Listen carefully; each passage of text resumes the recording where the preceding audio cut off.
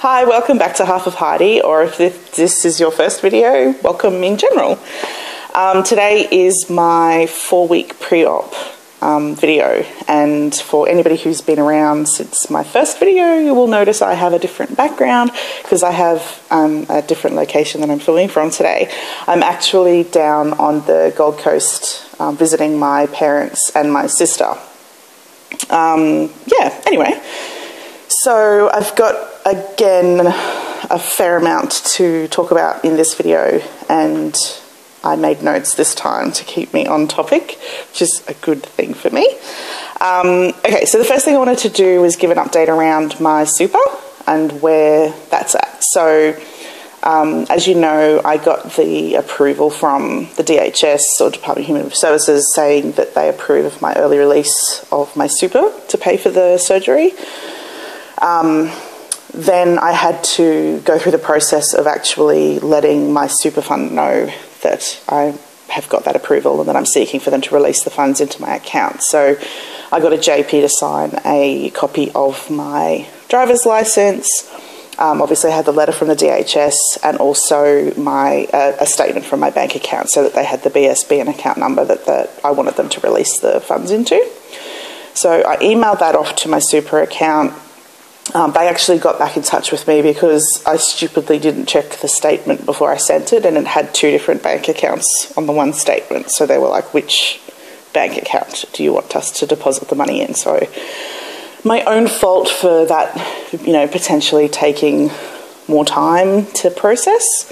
They didn't give me a time frame of when I'll actually see that money hit my account, or if they're even going to tell me, like, yes, we've processed it. So I actually don't even know what's going to happen now. But yeah, I'll just wait and see. So then, yeah, once I've got that money, I'll start figuring out how to pay all of the bills. And something that I saw somebody post today in one of the Facebook groups was the trouble they were having with reaching their daily limit on their cards, in terms of having to split payments across multiple days. And it wasn't something that I had actually thought ahead for. So I actually just applied to have my daily limit changed on my account. So I still don't think that's actually going to be enough to do like the hospital bill, for example, in one payment, because that's over $12,000, and my new daily limit's going to only be like $10,000 or something. So I don't know. I'll cross that bridge when I get to it. Also, last week I had my first dietitian appointment.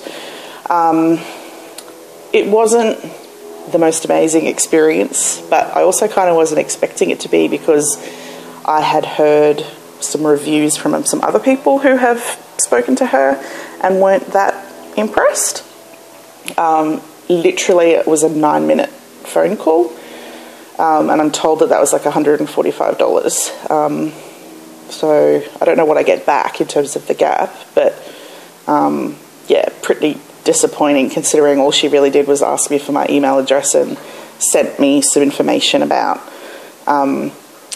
what I can eat during the pre-op diet phase, the liquid phase post-op, and the puree phase. But yeah, and like I asked her some questions and she kind of fobbed those off, and it was, I think I could hear her kids in the background, so I think maybe she was like a bit distracted and multitasking or something. But yeah, she basically just gave me a list of, buy these multivitamins, buy this protein, water, do this, do that, but there was no conversation about options. And, you know, I wanted to talk about the fact that I'm already taking an iron supplement, and do I still take that with the multivitamins, or is it, you know, she didn't want to talk about all of that. She basically said, you know, I'm going to have pre-admission blood tests, and that would show, you know, am I anemic or not? And I'm like, yeah, but if I'm already taking iron and it's treating the anemia, then if it shows I'm not anemic, does that mean they would say then I don't need iron supplements, but then I'm just going to get anemic again? So I don't know. It just wasn't that helpful. What she did say, though, was because of my starting weight being as high as it is, that she would prefer me to do 4 weeks on Optifast instead of the original 2 weeks that the surgeon had talked to me about. I wasn't really mentally prepared for that because it meant that it was only like another 4 or 5 days before I had to start the Optifast. And today is actually the day that I'm starting the Optifast. Today's the 11th of October, so this is 4 weeks prior to my surgery date. So, yeah, I wasn't quite mentally prepared, but I did make sure I was having like some of my favourite foods between my Thursday dietitian appointment and today. As I mentioned, I'm staying down with my parents, and last night my mum very, very kindly made me the old home favourite lasagna with a little bit of extra cheese by request. Thanks, Mum. But yeah, it was kind of hard to know, like, you know, my sister made me a cocktail and that was really nice. It was like knowing that this is like my last alcohol for, you know, a year or more. But I'm not a big alcohol drinker, so that's not a problem. It's more like the lasagna and the carbohydrates. And my husband actually packed a lot of my stuff for me to come down, and he had put a treat in my bag for me that I didn't discover until I was unpacking my stuff last night. So that was nice. I had that before midnight, so it was still technically the last day, having my last meal and last treat and everything. So I'm glad I got that in. But yes, so Optifast started today. So far so good. So I'm allowed to have obviously the 3 shakes, or you can replace the shakes with the Optifast bars or soups. I can have an apple or berries for morning and afternoon tea. With lunch and dinner I can have veggies or salad. And my dietitian has said I should have an egg, like a hard-boiled egg a day as well, just to make sure I've got the protein, basically. Yeah, so far so good, but it's only day 1. So I know me, I'm going to miss my carbohydrates. That's absolutely what I'm going to miss the most. The pasta and the rices and the bread and those sorts of things. So I've also got these 4 weeks to wean myself off Pepsi Max and replace it with like black coffee, and obviously like diet cordial and things like that. Basically non-bubbly stuff, because you're not allowed to have bubbly drinks for 3 months post-op. So that's going to be hard, because obviously for the last like 15 years I've basically been drinking Pepsi Max instead of water. I've ordered some samples of protein water, and I'm actually pretty happy about that because it's a Brisbane company that I'm be supporting local, which is great. I've ordered a 3-month supply of a chewable multivitamin. I've seen mixed advice from other people in the community. Some people being told to start their multivitamins immediately, and other people told to, you know, wait till post-op. I don't know why you would wait exactly, but I don't know. I don't have another chance to, well, I suppose I could email the dietitian and see what she says. I might do that actually. Yeah, and then there's a whole heap of other things I've got to think about for post-op, in terms of like pre-making some broth. And I think I'm going to make vegetarian broth, because the idea of boiling bones and meat and that just really grosses me out. So yeah, I think I'll make some vegetable broth and then put some non-flavoured protein powder in it to make sure it's still wholesome. But yeah, that really grosses me out. And then other things like making sure I've got, you know, other than the protein water, also water with electrolytes in it. And I think you can get those, I think they're called hydrolyte icy poles or something like that. I hear people say that they can get them down quite easily post-op. So that will be good. So yeah, so I've ordered a whole bunch of stuff. Got to do some more organising. While I've been down here and talking to my mum, we talked about making the vegetarian broth. So I think we'll probably do that together, and then I'll freeze it in ice cube trays so that I can have the mini serving sizes ready to go.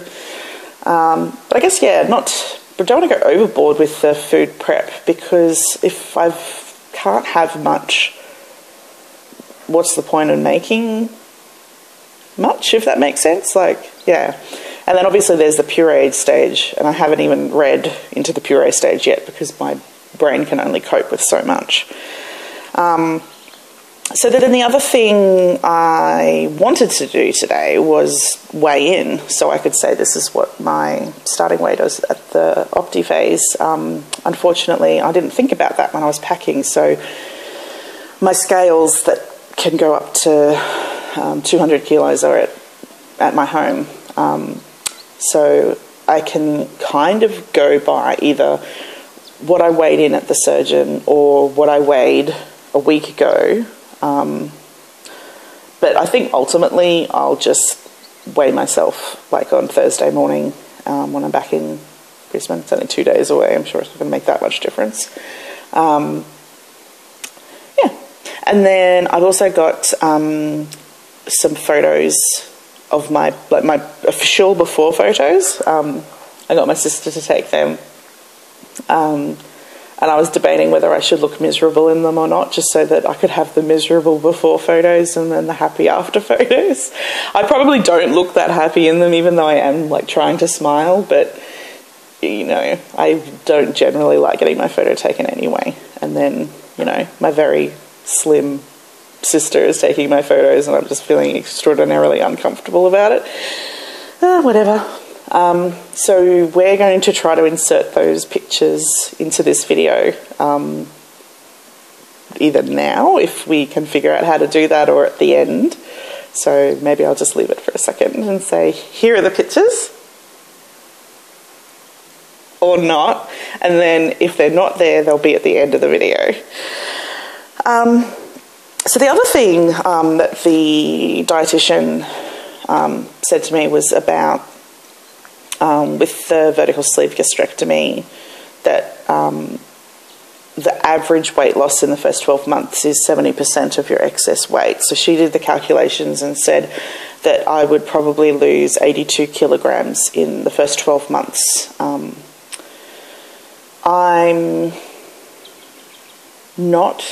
happy with that. Like, who wouldn't be? Like, that's a whole person of weight.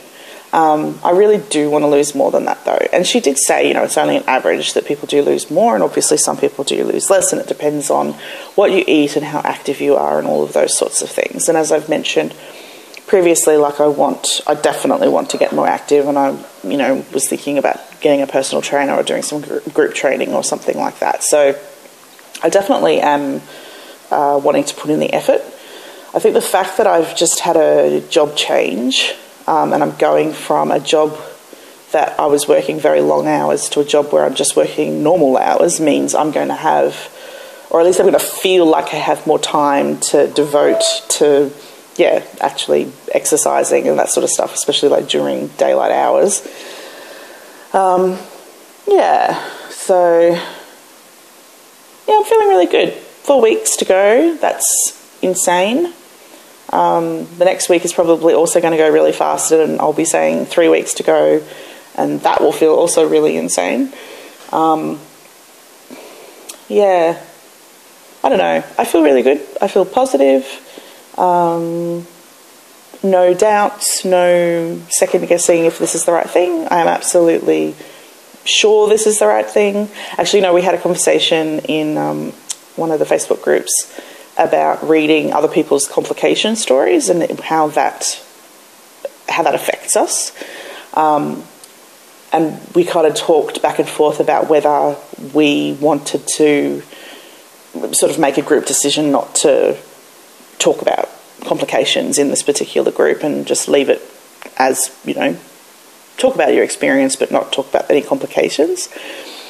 And then the more, I guess, we talked about it, the more we were like, yeah, but we want to know if somebody else in the group is having problems. We want to know if someone's suffering, because we want to be able to offer them support and comfort. We don't want to just turn our back on them. So we said maybe just don't go into the grisly details. So, or post a warning. yeah, we'll see how that goes. I'm really hopeful that nobody in this particular group, has any complications. We're all getting some type of weight loss surgery in November. Shout out to that group. I love you guys. Anyway, yeah. So that's probably all from me this week. As always, if you have any questions or want to reach out to me, please feel free to do so. And yeah, I'll catch you next week. Okay, bye.